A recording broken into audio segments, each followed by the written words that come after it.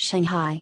Having experienced intense trauma and roadblock myself in Shanghai for 2 years back in the 2000s, your author should know about 1/5 of where Randy Flagg, the writer and producer of the YouTube biopic Loser Laowai in China, is coming from. But in terms of positively surreal crazy shit that this man witnessed during his last 10 years in China, I, sir, concede defeat. Is it because I am white and Mr. Flagg is black? Not so much. This is China, and it's more complicated than that.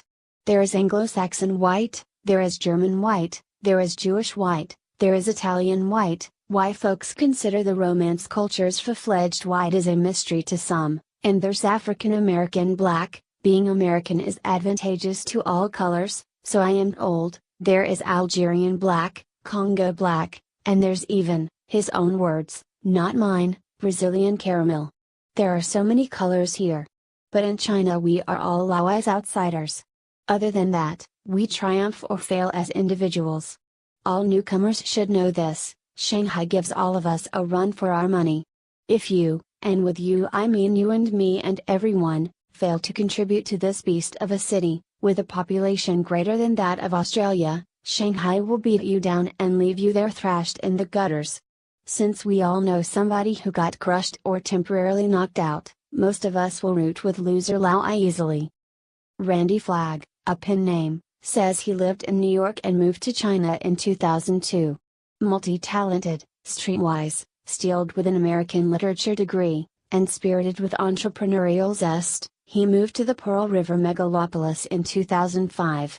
According to his video channel, he quickly found employment as an English teacher. Disillusioned, he quit that profession. The teacher, in China, is considered a dancing bear, and to pile even more on top, I am black. I don't need to explain, right? In January 2015 he turned to YouTube. A somewhat bold choice in China where the US video platform is blocked for everybody knows why. Access requires VPN software that can penetrate China's internet firewall. Nevertheless, Mr. Flagg saw a niche.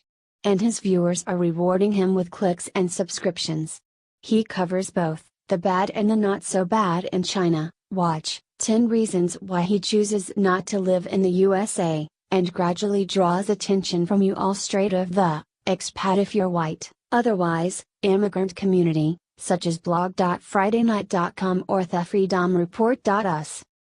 Drinking, smoking, and philosophizing, and quite articulated at philosophizing, he commentates on threesomes, spirituality, corruption and modern colonialism, to race relations, Blasians, Black Asians, white privilege, job hunting, and family. He is married to a Chinese woman, and they have a beautiful 4-year-old daughter. She sometimes feet. In his videos, his output is interspersed with a few quite remarkable motivational speeches for everyone who has occasionally felt let down by mighty China and requires the proverbial hug or ego boost. Just recently celebrating his 411th subscriber on his channel with what looks like rambutanjiu, grapefruit liquor, and Zongnanhai cigarettes, the Microgent blog picked up the story and echoed Mr. Flagg's future ambitions. Every black person coming to Asia should see it. I'll top that and say, indeed, every foreign person coming to Asia should check him out. He is entertaining, charismatic, offers great advice. He's a walking China survival guide, really, and, as his moniker Loser suggests, does all that with a hefty dose of self-deprecation and humor, a winning formula in YouTube's growing vlogger scene. The show isn't without beginner's controversy, though. In his show's prologue, Randy's character Loser Laowai confesses that he probably is an alcoholic minus 24/7. Sometimes he uses slang, the B and the N words, or occasional rants. In one vlog he accidentally threatened to kill somebody, in war with Ida or Chad music group, obviously highly unmanageable given the demographic distance but still irritating to listen to, given that he is otherwise such a good sport. While long-established YouTube channels can get away with virtually anything, special scrutiny is often unfairly so always given to the up-and-comers who still have to explore the rules of the game and test their boundaries. That said, Lost Laowai is quite a piece of art. He films congested airport urinals. Ugh! He posts exploitative angles on commuters in the metro, girls, preferably. That entertains. He claims that if you're a Western guy and come to China, you will have 10 times more sex. That entertains some more. In other videos he recycles headlines from the gutter press: some students had sex in public? Some mistress busted her sugar daddy? Loser Laowai will give it some serious thoughts. With 140 plus videos already, last checked, April 2015, the show certainly has the potential to enrich the diverse local culture of Shanghai, and hopefully beyond that. Word has already reached Beijing, the capital. And, one day, who knows, it may even become recognized as something historically and aesthetically significant.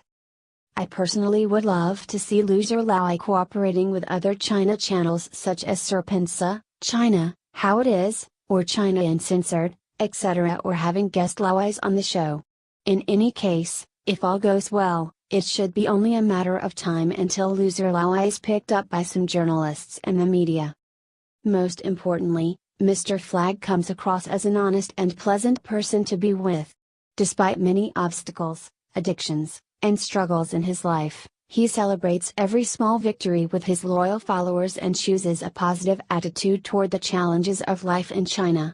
It's very inspirational stuff. Enough said about it, because he can say it better. Embrace yourself for Loser Laowai in China.